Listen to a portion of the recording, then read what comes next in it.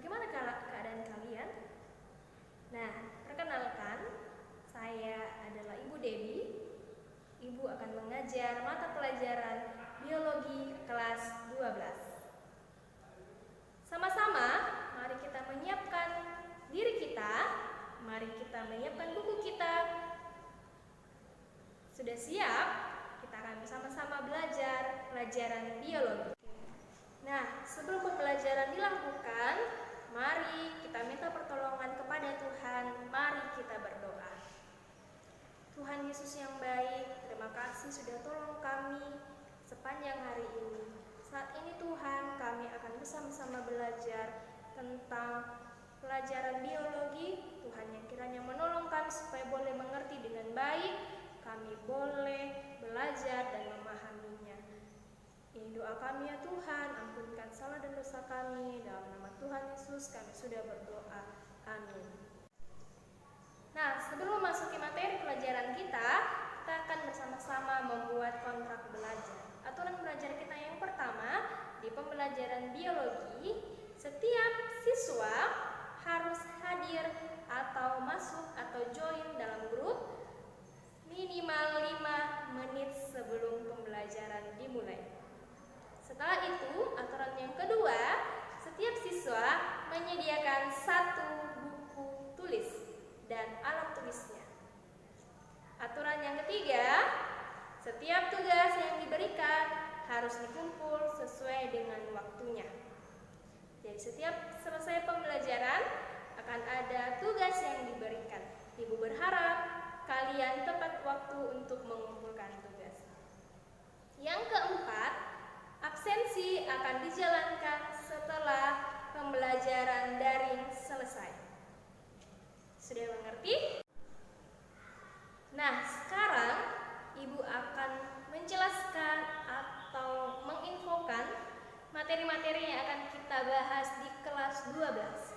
Dimulai dengan materi yang pertama, yaitu pertumbuhan dan perkembangan makhluk hidup. Kedua, metabolisme sel. Dan yang ketiga, genetika. Keempat, mutasi. Kelima, evolusi.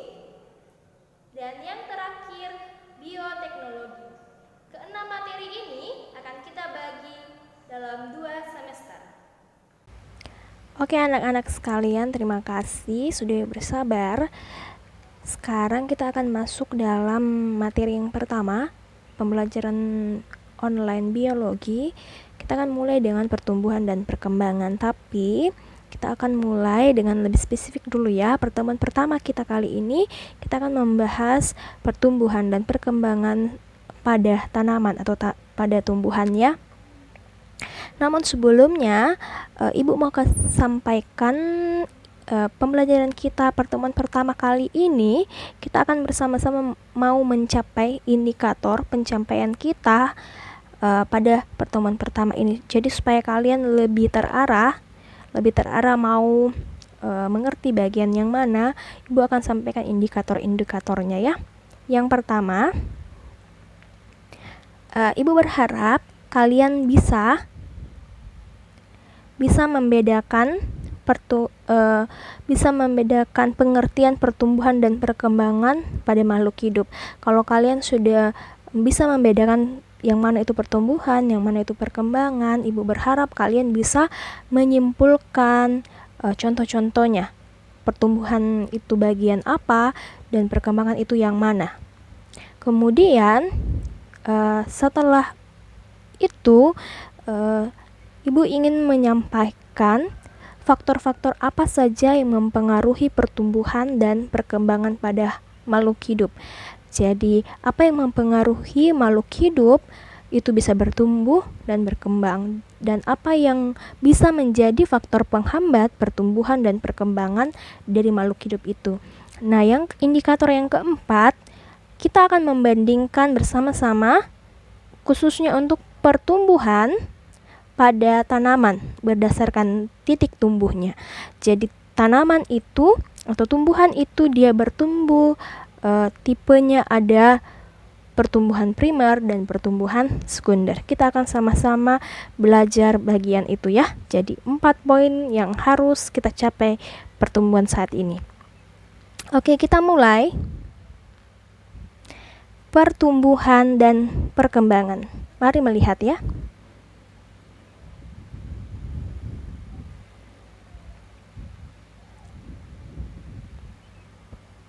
Oke, kira-kira kalian bisa tidak menyebutkan ini termasuk pertumbuhan atau suatu perkembangan? Oke, silakan dijawab dulu. Kalian bisa menjawabnya sendiri. Nanti kita akan bahas jawaban kalian betul atau tidak. Oke, yang berikutnya. Kita akan masuk ke pertumbuhan itu sendiri. Nah, apa itu pertumbuhan? Pertumbuhan itu peristiwa perubahan biologis pada semua makhluk hidup yang ditandai dengan pertambahan ukurannya.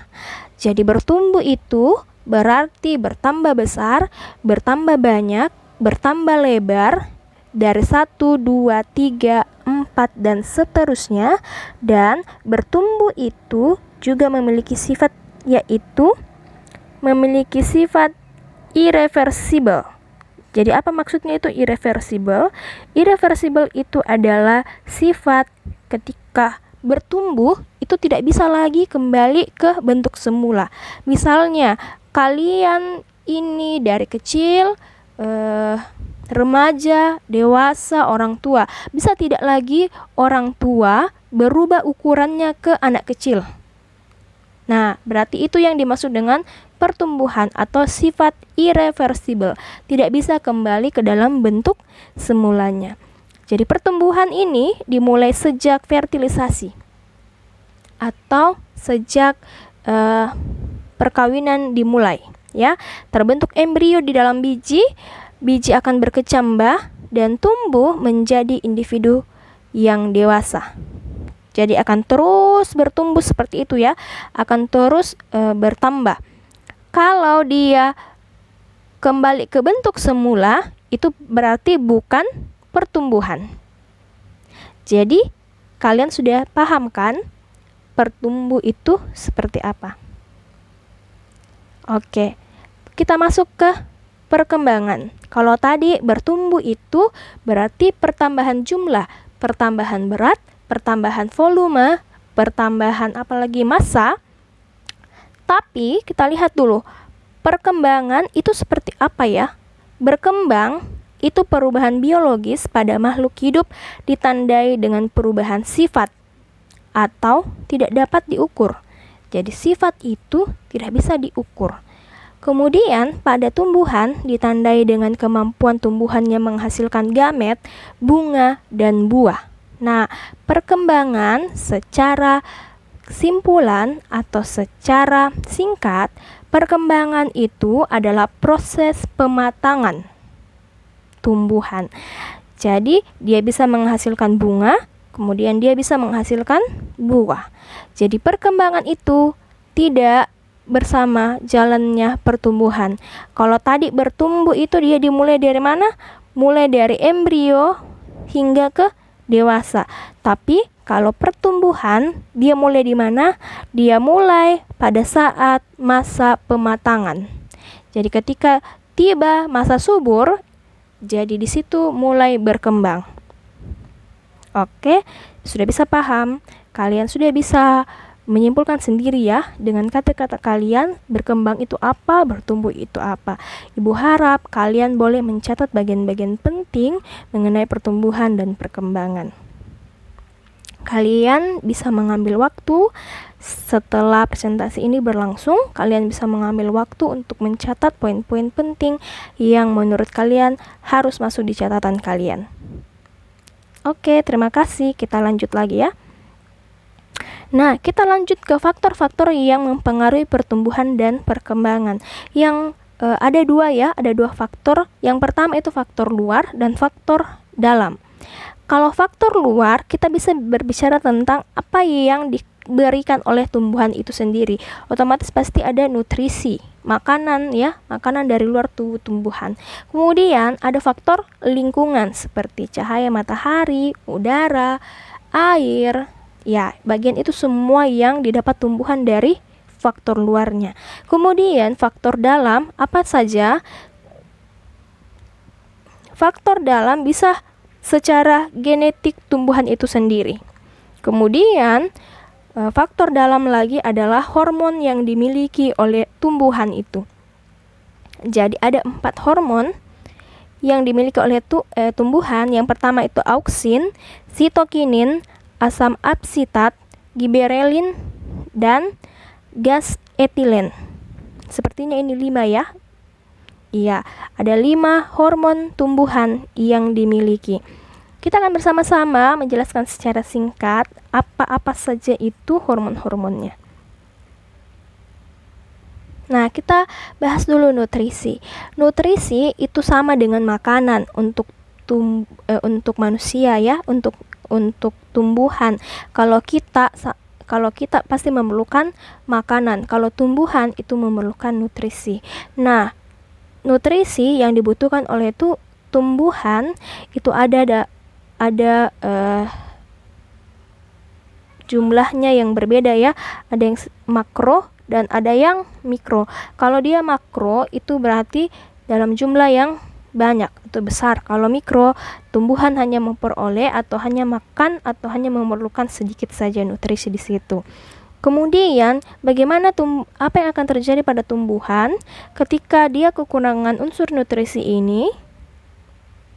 Nah, tumbuhan akan mengalami defisiensi pada tumbuhan. Defisiensi berarti tumbuhan tidak bisa beraktivitas dengan normal.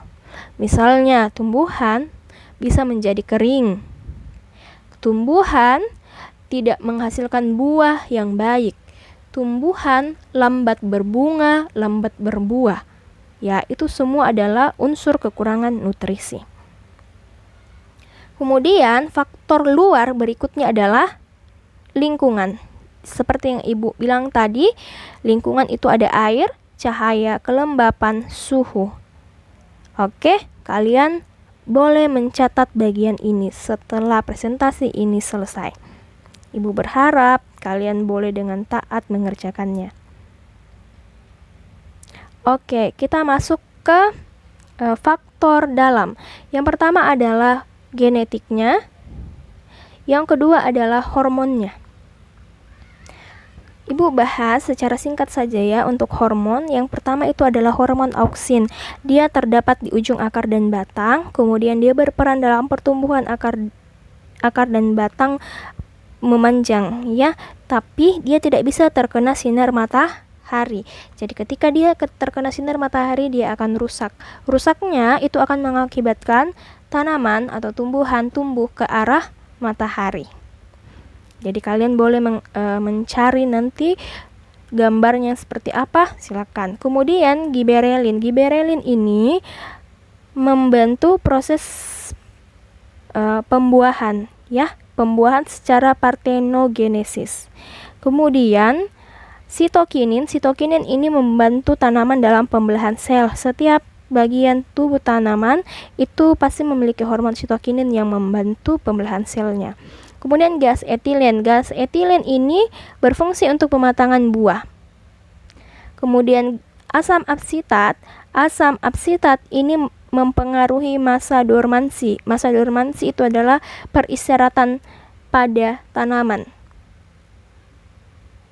Oke. Kita akan bahas berikutnya tahapan pertumbuhan dan perkembangan pada tumbuhan. Silahkan memperhatikan dengan baik. Oke, kita mulai dengan perkecambahan. Nah, perkecambahan ada 2. Yang pertama adalah epigeal, yang kedua adalah hipogeal. Nah, yang harus kalian mengerti apa maksud epigeal dan hipogeal, Ibu akan menjelaskan sedikit. Semoga kalian mengikuti dengan seksama ya. Oke, epigeal itu adalah posisi di mana kotiledon berada di atas permukaan tanah. Jadi yang mana itu kotiledon? Yang ini ya.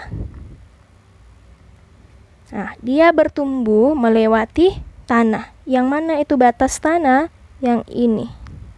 Jadi jelas ya, kotiledonnya berada di atas tanah, berarti tipe berkecambahannya adalah epigeal. Sedangkan tipe yang berikutnya hipogeal. Yang mana itu maksudnya hipogeal?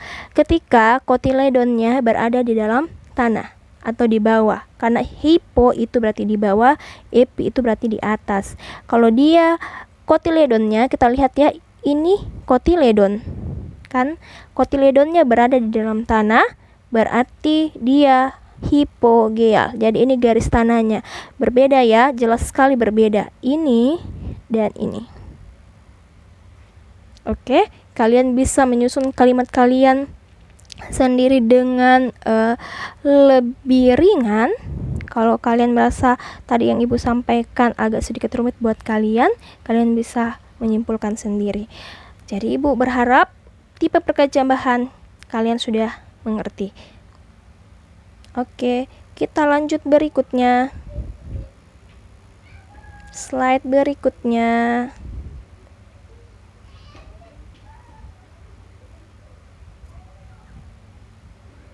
Oke, kita masuk ke pertumbuhan primer. Pertumbuhan primer kita bahas terlebih dahulu pada bagian akar.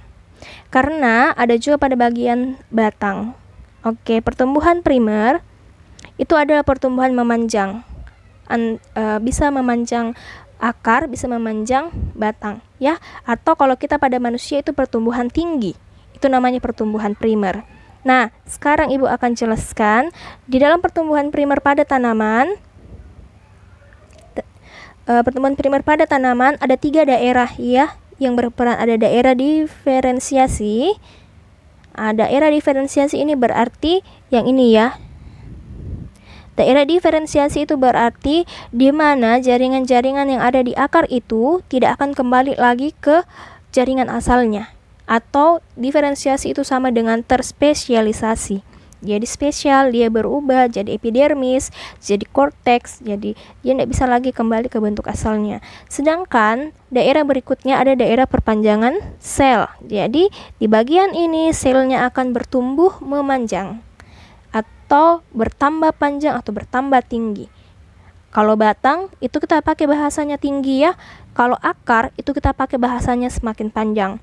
Nah, berikutnya daerah yang terakhir ada daerah pembelahan sel. Jadi di sini selnya akan aktif membelah, dia akan membelah terus-menerus. Kemudian ada bagian tudung akar. Apa ini maksudnya tudung akar? Tudung akar ini seperti helm atau penutup kepala. Ingat, akar itu dia bersentuhan dengan tanah, dengan batu, sehingga dia akan memiliki dia harus memiliki struktur yang lebih kuat. Nah, itu disebut dengan tudung akar.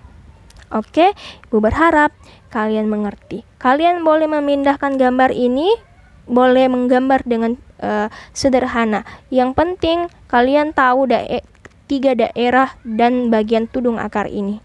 Oke, terima kasih. Kita lanjut ke slide berikutnya.